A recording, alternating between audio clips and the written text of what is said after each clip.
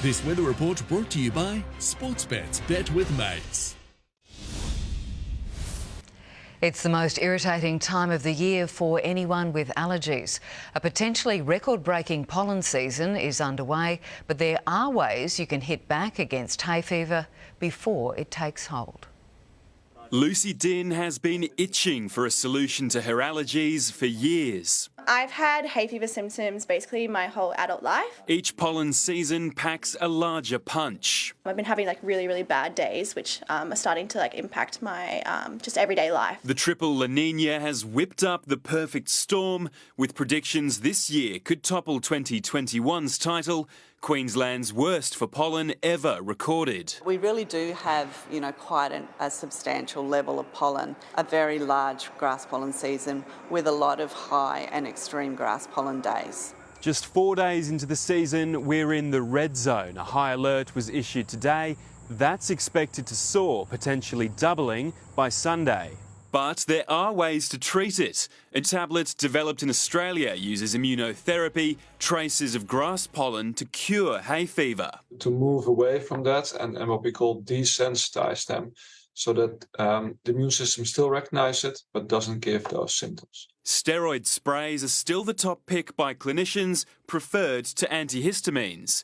Short-term fixes for long-term irritations. Ultimately, if it's affecting quality of life, that's when we'd go to immunotherapy. Treatment can take years, but so far it's doing the trick. It's really nice to not be having that as often. Any weapon to deliver relief, nothing to sneeze at. Sammy Barnes, 7 News.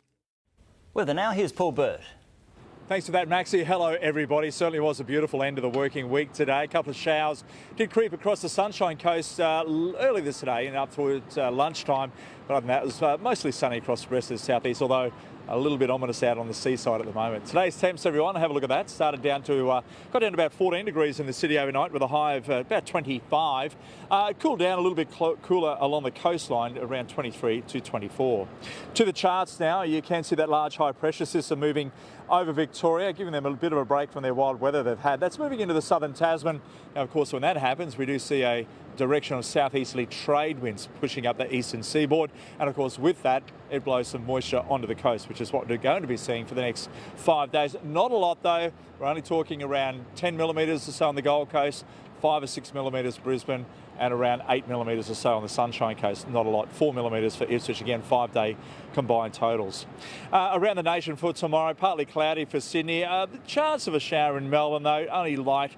Tops of 22 degrees there, and around 9 to 16 for Hobart. Fine for Perth and Darwin. Back to the tropics now, partly cloudy for Cairns. A possible shower for Townsville into Mackay. Highs at 27 degrees there. Further south now, partly cloudy around Rockhampton. A light coastal shower pushing in around Gladstone all the way through to Hervey Bay. A little bit heavy around Maryborough though, 15 to 25 degrees on the range to Toowoomba. Partly cloudy. That slight chance those showers might make the ranges though. I'd still be planning outdoor activities 10 to 21. Back home now, we're going to see isolated shower to 1 or 2 millimetres here and there, less likely in Ipswich. Highs at 24 to 25 coastal region, down to 15 to 16 overnight. 14 to 25 for Logan. In the city, on the water, southeasterly winds 20 knots, seas 1 metre, it's a bit bumpy out there. 15 to 25 in the city, again a shower to only a millimetre or two forecast. Similar for Sunday, Monday and Tuesday, tops at 25, 26. Ipswich very similar. Tuesday a little bit heavier at times, only a couple of millimetres, highs at 27 Sunday.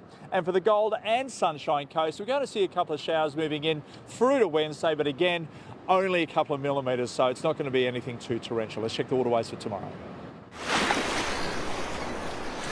On the surfing scene, if you're keen to get out there, that southeasterly trade wind continuing to blow many. The small swell magnet still firing up. That swell will rise gradually over the coming days. TOS and D-Bar on the Gold Coast are places to be. Also Burleigh, if you're keen, water temp 21.5 degrees. Also Alex, outside points of Noosa National. If you're keen for a walk, take the volume. Been some nice waves wrapping around the northern side of the headland. Now, if you are going boating, it's going to be a bit rough out wide. For those in close, still a few Mulloway about. Thank you for that, Sea Probe Charters. Fishing the blocks northeast of the Seaway. Been some nice catches of bread and butterfish, whiting, bream and flatties. Even the odd luterick down around Wave Break Island. I'll be trying up around Bly in the lower reaches of the Noosa. Thanks for that, Gold Coast River Charters. Good luck. Thanks, Bertie, and that is all from us this Friday. Thanks for your company. Updates throughout the evening, but for now, from all the team, have a good night. Good night.